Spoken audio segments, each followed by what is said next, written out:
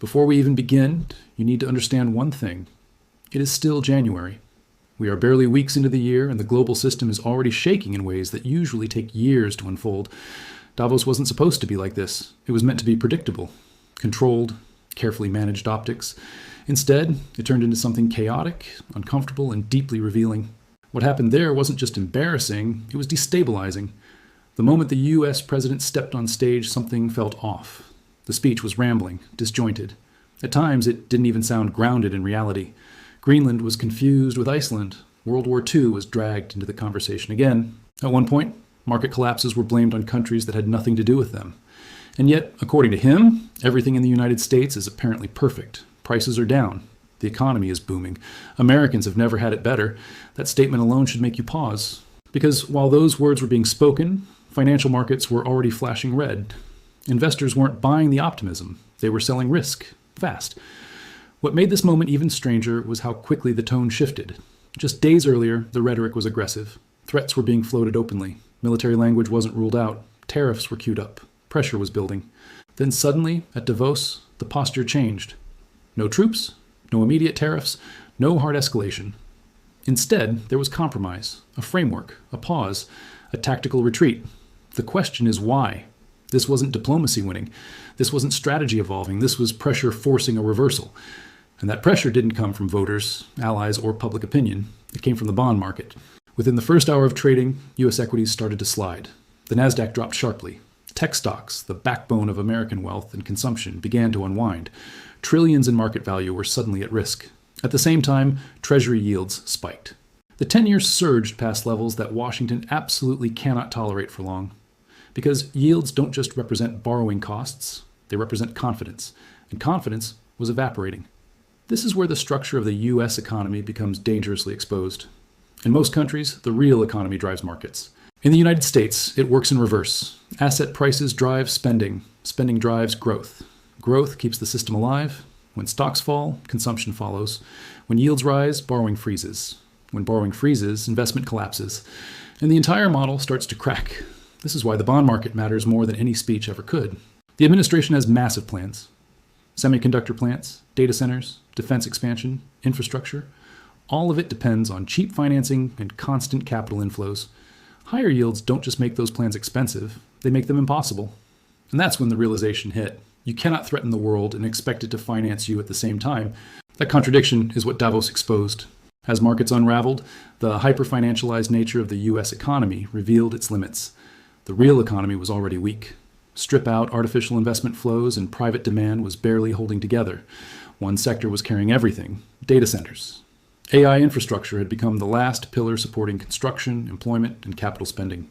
Residential development was slowing, commercial real estate was in decline, manufacturing was struggling. If AI spending stalled, the entire structure would come down with it. And AI spending cannot survive rising yields. This is why the bond market revolt mattered so much. Global investors weren't just reacting to one speech or one policy. They were responding to instability, to unpredictability, to the growing realization that U.S. policy was no longer anchored. Then came the scolding. Another senior U.S. official took the stage and delivered a lecture to Europe that stunned the room. It was aggressive, condescending, and deeply contradictory. Europe was told not to rely on China, not to hollow out its industries, not to offshore critical production. But at the same time, Europe was expected to shift that production to the United States. The hypocrisy was impossible to ignore. You could see it on their faces: confusion, disbelief, frustration. Even central bank leaders had enough.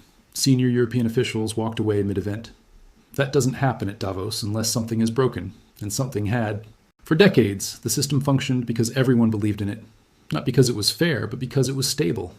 That belief is now gone. Europe understands the trap. If they stay locked into the system, their industries will continue to erode. Energy costs will remain elevated, inflation will stay persistent, growth will weaken, and they'll still be expected to finance U.S. deficits. That realization is already changing behavior. Trade talks have been frozen, investment is being reassessed, and most importantly, bond portfolios are being adjusted, quietly, carefully, but decisively. Pension funds, sovereign funds, long-term institutional players, they're reducing exposure, not out of panic, out of prudence. The justification is simple. U.S. debt levels are exploding. Deficits are structural. Political volatility is rising. And if push comes to shove, debt will be monetized. Foreign bondholders know how this ends. You get paid back in nominal terms, but destroyed in real value. That's why diversification is accelerating, not just into gold, not just into commodities, but into alternative currencies. Have you ever wondered what happens when the world's financial plumbing starts to leak? Not with a big bang, but with a slow, steady drip that nobody seems to notice until the floor is flooded. We're living through that moment right now. For decades, the US dollar has been more than just currency. It's been the bedrock of the global economy, the safe haven, the default. But something is changing, and it's not happening in the headlines. It's happening in the quiet backrooms of international finance. Let's rewind a bit. The strength of the dollar isn't just about the American economy. It's built on a system of trust and, frankly, a lack of alternatives. When a crisis hits, everyone runs to the dollar. Countries hold their reserves in dollars. Global trade is priced in dollars. This gives the United States an incredible amount of power, what some call an exorbitant privilege. But with great power comes great responsibility. And in recent years, Washington has started to use its financial might as a weapon. Think about it. Sanctions, asset freezes, cutting countries off from the SWIFT international payment system. These aren't just political moves. They are financial warfare. And the rest of the world has been watching, taking notes. They've seen how quickly access to the dollar-based system can be revoked. Whether you agree with these policies or not, the message sent to global investors and central banks is loud and clear. Your assets are only safe as long as you stay on Washington's good side. This has created a deep, underlying anxiety in the global financial community. A quiet search for an escape hatch. This is where China enters the picture, not with grand speeches or aggressive posturing, but with something far more powerful: options. For years, European and other international investors who wanted to diversify away from the dollar had few choices. But now, that's changing. China is methodically and quietly building an alternative financial infrastructure. They are offering Chinese RMB denominated bonds issued directly through European clearing systems. These aren't just regular bonds. They are financial instruments specifically designed to give non-US investors a way to hold assets outside the direct reach of American financial policy. Now, let's be clear. These instruments are still small fish in a giant ocean. The dollar's dominance is immense, but the trend is what matters. Demand for these RMB assets has been growing year after year.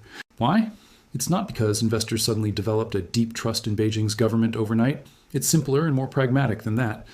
It's because, so far, Beijing hasn't weaponized its financial system in the same way. For an international fund manager whose primary job is to protect their clients' capital, that stability is incredibly appealing. Think of it from their perspective. You're managing billions of dollars for pensions, endowments, and sovereign wealth funds. Your goal isn't to make a political statement, it's to manage risk and preserve real value. You look at the dollar system and you see increasing political risk. You see the potential for your assets to be frozen because of a geopolitical dispute that has nothing to do with you. Then you look at the RMB. It has been remarkably stable. In fact, in some periods, it has even strengthened against the dollar. So you start to allocate a small portion of your portfolio, just a few percent, into these new RMB assets. It's not a revolution, it's just prudent diversification. This is the crucial point that so many people miss. The narrative of the RMB replacing the dollar is a dramatic oversimplification. That's not what's happening, at least not yet. What's happening is a slow, marginal shift. A few percent here, a few billion there. A French pension fund moving 2% of its portfolio. A Middle Eastern sovereign wealth fund buying some Chinese government bonds. Each move on its own is insignificant, but together they create a powerful undercurrent. Over time, these small shifts become structural changes in the foundation of the global financial system. And here's the dangerous part for the current order. Once confidence breaks, it's incredibly hard to get back. The most critical moment for any reserve currency isn't a dramatic collapse. It's the moment of indifference. It's when investors and central banks stop believing the old mantra that there is no alternative. That moment is happening now. The recent World Economic Forum in Davos made it clear. The old tactics of threats and coercion from Washington are losing their effectiveness. In fact, they seem to be accelerating the search for alternatives. Capital is a coward. It flows away from risk and instability. It doesn't listen to political speeches.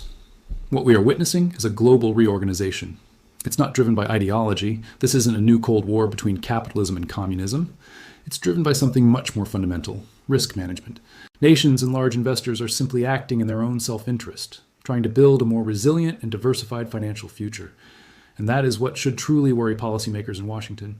This isn't an open rebellion they can crush. It's a rational, relentless reallocation of capital, a slow-motion financial earthquake. The unipolar moment, where the US could dictate terms to the world without consequence, is fading. Not with a bang, not with a war, But with the quiet ticking of balance sheets and asset allocation reports, the world is repositioning itself for a multipolar reality, and finance is leading the way. This brings us to the questions we must all ask ourselves. Will this trend of diversification away from the dollar accelerate? Will more countries, especially major economic powers in Europe and Asia, join this movement? How long can a system built on universal trust hold together once that trust begins to visibly erode? The pieces are moving on the board, and the next decade will likely redefine the global financial landscape in ways we are only just beginning to understand. The game has changed. The only question now is how it will end. Thanks for watching. If you found this analysis insightful, make sure to like, subscribe, and hit that notification bell so you don't miss our next video exploring the forces shaping our world. See you next time.